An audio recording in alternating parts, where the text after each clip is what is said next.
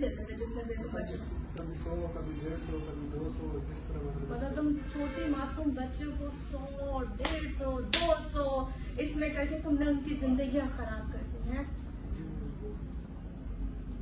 भाई तू कमरे में ले गया, बच्ची के साथ अंदर चली गई, अब तूने पहले क्या किया, अपने उतारे, फिर उसके उतारे, फिर क्या किया, डिस्चार्ज होने तक का बता था, फारिग होने तक का, समझ रहा है पूरी कहानी। मर्द बैठे हुए, मर्द यहाँ पे हमारे बॉसेस बैठे हुए, लोग बैठे हुए, मैं तुम्हारे बारे में जो सुन चुकी हूँ, क्योंकि तुम डिस्चार्ज जिस तरीके से होते हो, मैं ऊपर से क्या बयान करूँ यहाँ पर कि तुमने तो कोई चीज छोड़ी नहीं है। मैंने तो यहाँ पे सुना कि तुम अपने, क्या मैं बोलूँ, अपने शुशु तक बच्ची के मुंह पे करते थे, डिस्चार्ज तक तुम उसके मुंह पे हो जाते थे, डिस्चार्ज बच्ची के मुंह पे होते थे।